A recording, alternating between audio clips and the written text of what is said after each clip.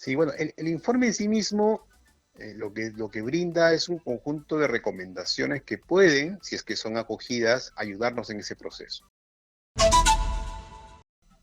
¿Cómo está, Karina? Muy buenas tardes. Gracias por la invitación. Muchas gracias. Acabamos de tener nosotros la palabra del ex congresista y ex comandante general del ejército peruano, el señor Gibovich, ¿no? Otto ¿Mm? Gibovich. Y me parece interesante porque una de las cosas que a él más le fastidia, afecta, es una de las conclusiones de este informe de la Corte Interamericana de Derechos, de la Comisión Interamericana de Derechos Humanos, sobre el tema de Juliaca, si no recuerdo mal. Pero en Ayacucho o en Juliaca le dicen que tienen que ver y que seguir este tema en los en la Exitosa. vía del Ministerio Público y en la vía judicial, ¿no? Seguir las investigaciones, pero con un enfoque étnico, ¿no? ¿Mm? Y él recuerda que ya han habido otro tipo de informes y hasta sentencias, ya no de la comisión, sino de la Corte, en la época del terrorismo. Entonces él ¿Mm? dice que los estigmatizaban más bien a los militares, que más bien han sufrido persecución cuando ellos están para luchar por la patria, ¿no? Y esa es su perspectiva y es válida porque es militar, pues, ¿no? Ujú. Sí, ¿Qué le pero parece a a ver, él?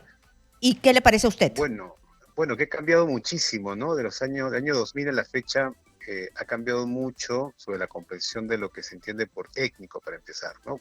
Hay que recordar, por ejemplo, que hace ya mucho tiempo el Poder Judicial peruano tiene todo un conjunto de políticas respecto al manejo intercultural de la justicia.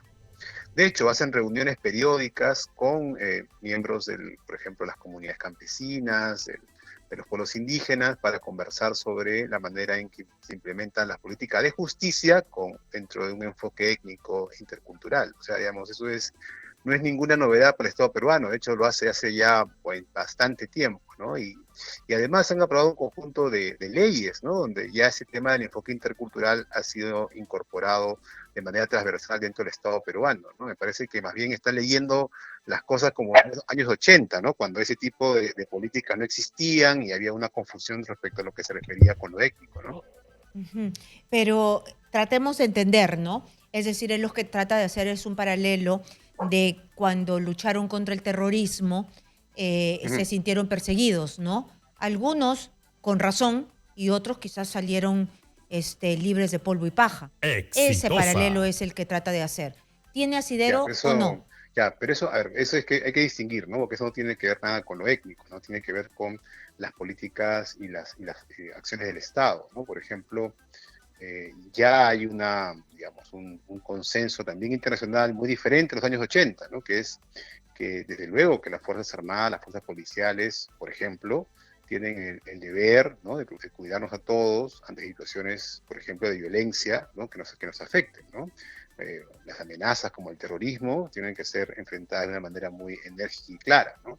Pero al mismo tiempo existe un conjunto de reglas que el propio Estado también ha reconocido, ¿no? Un conjunto de protocolos, normas que establecen bajo qué condiciones se debe desempeñar esta función, ¿no?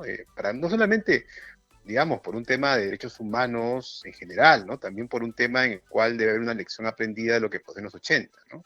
Y creo que más bien es muy preocupante que lo que sea lo principal que haya ocurrido es que hay una cuestionamiento a que esos protocolos no se cumplieron. O sea, los propios protocolos que las propias Fuerzas Armadas y la policía han desarrollado en los últimos años, ¿no? Como consecuencia de esa experiencia aprendida, no se respetaron. Ahora, ¿por qué eso ocurrió? ¿Por qué no pasó eso? Ya es un tema que tiene que ser objeto de una investigación que establezca las responsabilidades individuales, ¿no? Independientemente de las responsabilidades políticas que pueda haber. Entonces aquí estamos hablando de que hay que individualizar y por qué es que no se cumplen esas normativas de protocolo. Sin duda, tiene que ser, las responsabilidades, para empezar, las responsabilidades penales son individuales, ¿no?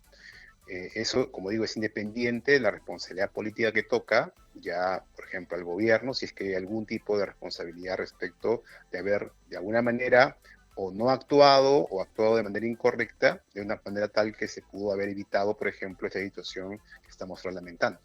Ujú. ¿Y este informe es contundente o no? Porque se Sí, esperaba sí, más. Yo siento eh, bueno, voy a identificarlos como la izquierda, ¿no? Como que la izquierda decía, sí. Dina, asesina, ya va a venir el informe, ya te van a sepultar, ya Ah, te van a decir, ¿no? Entonces, sí. siento que no ha venido por ese lado, sino que gente que está un poco más calmada decía, aquí van a tener que haber investigaciones, y es lo que han dicho algunos de los Sí. relatores.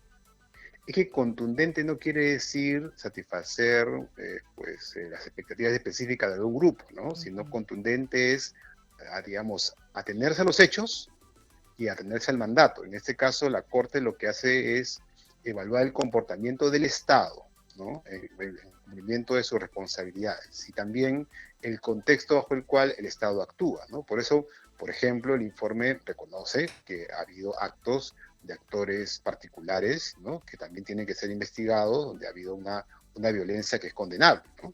Pero por otro lado, y esa es su responsabilidad principal, pues verifica si el Estado y sus agentes han cumplido con lo que las propias normas que el propio Estado ha establecido para cuidar los derechos de las personas. Entonces, es ahí donde está enfocado el informe. Ahora, ese no es un informe penal. Las responsabilidades penales corresponden a investigaciones de la Fiscalía peruana, investigaciones que tiene que hacer en el Poder Judicial, ¿no? Bueno, en el caso del Poder Judicial, juzgar la investigación que hace el Ministerio Público, y pues ahí tendrá que establecerse las responsabilidades, ¿no? Pero un informe de la Comisión está enfocada fundamentalmente en ver las responsabilidades del Estado peruano, ¿no? En el cumplimiento de tratados y otros instrumentos en defensa de los derechos humanos de las personas. Y podrá calmar un poco la impaciencia de algunos sectores políticos, porque estamos entre dos fuegos, ¿no? Extremismo Sí. total de un lado y del otro, de izquierdas y derechas, ¿no? Entonces podrá calmar un poco y entender que esto es un proceso que se tiene que llegar a la verdad, sin duda, todo el mundo lo quiere, pero que tenemos que esperar a que los actores, Ministerio Público, el Poder Judicial actúen. Sí, bueno, el informe en sí mismo lo que brinda es un conjunto de recomendaciones que pueden, si es que son acogidas, ayudarnos en ese proceso. Por ejemplo, creo que una recomendación, de hecho es la que abre la parte correspondiente, está ligada al tema del diálogo, ¿no? A cómo promovemos el diálogo, un diálogo que dice debe tener un enfoque étnico y territorial. Y fíjate, ahí nuevamente usa la palabra étnico, ¿no? Porque se refiere a que tiene que ser un enfoque intercultural, tomando en consideración la diversidad que el país tiene, pero también territorial, porque no es lo mismo, no son las mismas demandas las que hay en cada lugar del país, ¿no? Eso creo que hemos aprendido también estos años, ¿no? Que somos un país tan diverso que las demandas también están fragmentadas, ¿no? Hay distintas expectativas en cada lugar del territorio, entonces tienes que generar un diálogo que tome en cuenta también esos factores. Pero el diálogo, por ejemplo, es un elemento importante, ¿no? Y lo segundo son un conjunto de reformas o en todo caso, en unos casos, evitar algunos retrocesos en nuestro propio orden cohesional, ¿no? Ahí se señala, por ejemplo, cómo hacemos para evitar que sigamos en esta espiral de vacancias y de soluciones, ¿no? Dicen, hay que cambiar ahí, evidentemente, la constitución, establecer reglas más claras, más precisas, que eviten que eso siga generando problemas. ¿Cómo evitamos que se debiliten el sistema de pesos y contrapesos en el Estado? ¿Cómo garantizamos tener una autoridad electoral independiente que no se vea afectada por el poder político? O sea, todo ese tipo de acciones en su conjunto pueden ayudar, pero claro, tiene que haber la voluntad política, la voluntad de los actores sociales de seguir esas líneas. Muy bien, yo por favor le pido que me espere un momentito, nos tenemos que ir a una pausa, pero no quiero dejar de preguntarle sobre este bono de los trabajadores del Congreso de la República porque ha causado impacto en la población, ¿no? Entonces, porque de un momento a otro se les da un bono tan alto, ¿no? 10.000 soles para los trabajadores que apenas pueden comer algunos, que se la buscan en la calle. Entonces, de verdad, es un monto muy, muy alto para mucha población. No sé si es legal, es ilegal, si es, en realidad es el momento. Quiero regresar con usted, por favor, con Iván La Negra. Después de la pausa, no se muevan, regresamos con ese tema. Ahora nosotros seguimos nuestra conversación y le agradecemos por la espera con Iván La Negra. Él es presidente, representante de Transparencia. Primero hemos estado hablando de las conclusiones y recomendaciones y de todo el informe en sí de la Comisión Interamericana de Derechos Humanos, y ahora yo le había dejado una pregunta sobre el Congreso de la República, que nos tiene acostumbrados a esperar lo peor de lo peor, ¿no? Pero ahora yo quería ver su opinión sobre este bono que aprobó la mesa directiva para darle a sus trabajadores, ¿no? De casi 10.000 soles. ¿Esto se puede dar en estas circunstancias? Ellos han dicho que sus trabajadores se lo merecen. Sí, bueno, hay varias dimensiones ahí de análisis, ¿no? Una dimensión más clara, ¿no? Que es la política, ¿no? En un contexto en el cual pues tenemos una situación de graves problemas sociales, económicos en el país, en donde además se señala que los recursos son realmente escasos en estos momentos, pues ese tipo de medidas parecieran pues ir en contracorriente, ¿no? El sentido común, que diría, no, más bien hay que tratar de ser al menos austero, pues probablemente puede haber algún elemento, ¿no? Que pues justifique algún tipo de bonificación en algunos casos, pero ese monto es inclusive superior a la mayoría de remuneraciones que reciben en el propio sector público, ¿no? O sea, como remuneración total, ¿no? Entonces ahí hay un primer problema serio. Luego hay un segundo problema que es de fondo, ¿no? Que tiene que ver con las políticas vinculadas con los sueldos de los trabajadores del sector público, ¿no? Donde ese tipo de medidas, de instituciones que por la autonomía que gozan, plantean condiciones laborales muy diferentes a los otros trabajadores del propio Estado, genera malestar, ¿no? En el propio aparato público, ¿no? Porque eso, pareciera que por el mismo trabajo hay un pago diferente, ¿no? Dependiendo de dónde le toca trabajar. Y eso, pues, evidentemente genera una sensación de injusticia, ¿no? Y luego hay otros problemas que ya son más formales, legales, ¿no? Que tienen que ver, por ejemplo, con que la norma que aprueba este bono, pues señala que es para compensar las horas extra de los trabajadores, ¿no?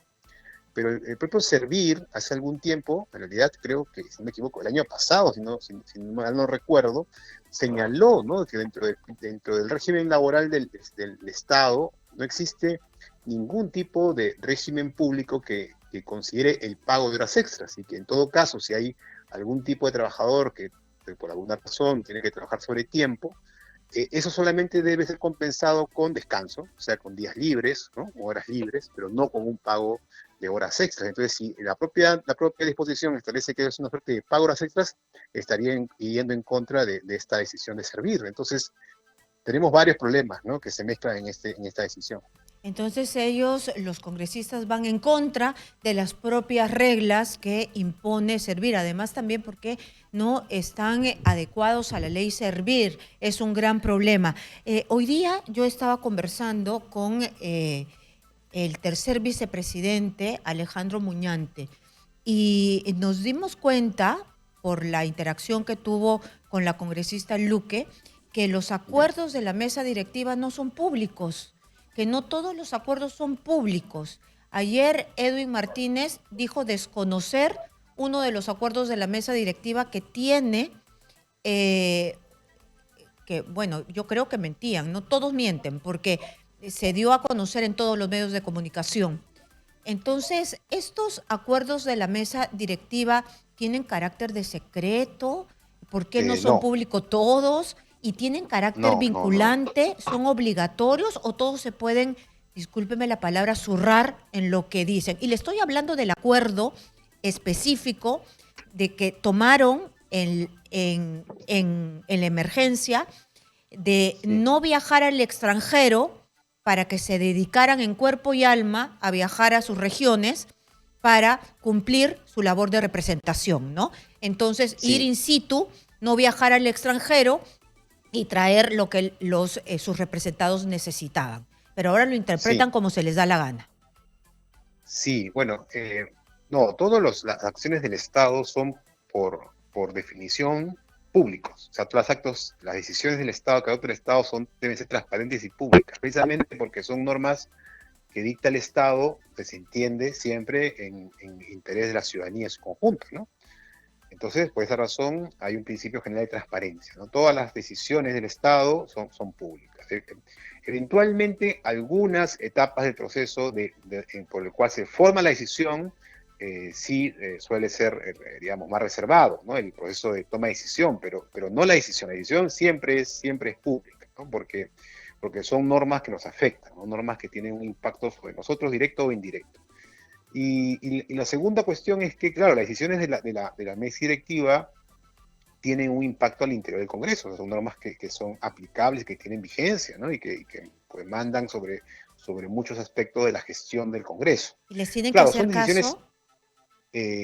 claro, lo que pasa es que si son ilegales, ahí hay un problema, ¿no? Porque si una decisión que adopta en la mesa es ilegal, hay un problema que pueden, digamos, tener inclusive responsabilidad administrativa, dependiendo del tipo de decisión que se adopte, ¿no? Y entonces ahí sí hay un problema. Y entonces la cuestión es que precisamente algo que debería ocurrir y que no ocurre es que el espacio de control que otras instituciones del público tienen, que es la presencia directa de personal designado por la Contraloría para mirar esas cosas, no es el caso del Congreso. Y Sí. por esa razón hay Ellos una mayor debilidad solitos para hacer se, una prevención. ellos solitos se Exactamente. designan su supervisor. Exactamente, entonces es un problema, pues, y además, solamente para recordarlo, hace poco han presentado un proyecto de ley también para quitarle a la Procuraduría la posibilidad de hacer un concurso público respecto al Procurador del Congreso, entonces, lo cual va a agravar aún más este problema que estamos contando. Bueno, entonces, para cerrar la idea, esta última precisión, los acuerdos del Congreso, si no son ilegítimos, ilegales, en general se deben cumplir, deben ser Así acatados por es. los congresistas. No, generalmente tienen mandatos sobre la administración del Congreso, ¿no? Pero Y este en que les algunos dice, casos, sí. claro, claro, es que ese es para el Congreso, o sea, para la administración, ¿no? Es un bono para los trabajadores del Congreso, ¿no? No, no, no. Entonces, Yo le estaba preguntando por este que dice que los congresistas, por el periodo de emergencia, dice 60 días se tienen que quedar sin viajar al sí, extranjero para ir sí, a sí es una representar. decisión, Sí, sí, sí, porque aunque es una decisión vinculada, digamos, que vinculada a los congresistas, tiene también carácter administrativo, ¿no? Porque está vinculado con el gasto que hace el Congreso en acciones de la administración, en este caso, los viajes del congresista, ¿no? ujú, Entonces, sí, claro que sí, sí es una norma que es vinculante. es vinculante, es una norma vinculante. Muchísimas gracias a Iván La Negra, secretario general de Transparencia, que nos explica